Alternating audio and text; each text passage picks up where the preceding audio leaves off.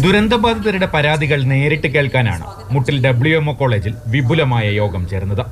Chief secretary doctor V വേണുവിന്റെ നേതൃത്വത്തിൽ നടന്ന യോഗത്തിൽ MLA-മാരായ ടി സിദ്ദിഖ്, IC ബാലകൃഷ്ണൻ, തദ്ദേശ സ്ഥാപനങ്ങളിലെ ജനപ്രതിനിധികൾ, നിയുക്ത ചീഫ് സെക്രട്ടറി ശാരദാ മുരളീധരൻ തുടങ്ങിയവർ പങ്കെടുത്തു.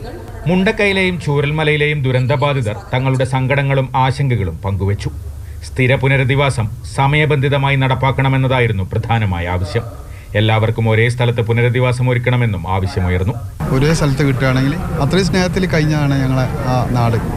അപ്പോൾ ടൗൺഷിപ്പ് വരികയാണെന്നൊക്കെ പറയുന്നുണ്ട്. അതെവിടെയെന്നുള്ളതല്ല, പക്ഷെ വരികയാണെങ്കിൽ എല്ലാവരും ഒന്നിച്ച് കിട്ടുകയാണെങ്കിൽ ഞങ്ങളുടെ ജീവിതം ഒന്നുകൂടി സാറാവും. ഉപജീവന മാർഗം നഷ്ടപ്പെട്ടവർക്ക് ബദൽ സംവിധാനം ഒരുക്കണമെന്നതായിരുന്നു മറ്റൊരു പ്രധാന ആവശ്യം. കൃഷി, നിർമ്മാണ പ്രവർത്തനങ്ങൾ എന്നിവയെക്കുറിച്ചുള്ള ആശങ്കകളും ദുരന്തബാധിതർ പങ്കുവച്ചു. വായ്പകൾ പൂർണ്ണമായും എഴുതിത്തള്ളണമെന്ന ആവശ്യവും ശക്തമായി ഉയർന്നു. നേരിട്ടും എഴുതിയും ഈ നിർദ്ദേശങ്ങൾ ലഭ്യമായിട്ടുണ്ട്. അപ്പോൾ ഇതെല്ലാം ക്രോഡീകരിച്ചുകൊണ്ട് മന്ത്രിസഭയുടെ തലത്തിൽ തന്നെ ബഹുമാനപ്പെട്ട മുഖ്യമന്ത്രി പറഞ്ഞതിൻ്റെ അടിസ്ഥാനത്തിൽ ഞങ്ങളിതിനെ ഒരു നിർദ്ദേശങ്ങളൊന്ന് ക്രോഡീകരിച്ച് സമർപ്പിക്കും. ദുരന്തബാധിതർക്ക് സ്ഥിരം പുനരധിവാസം ഒരുങ്ങുന്നതുവരെ വീടുകളുടെ വാടക സർക്കാർ നൽകുമെന്നും ഇക്കാര്യത്തിൽ ആശങ്ക വേണ്ടെന്നും ചീഫ് സെക്രട്ടറി ദുരന്തബാധിതർക്ക് ഉറപ്പു നൽകി. മാതൃഭൂമി ന്യൂസ്, വയനാട്.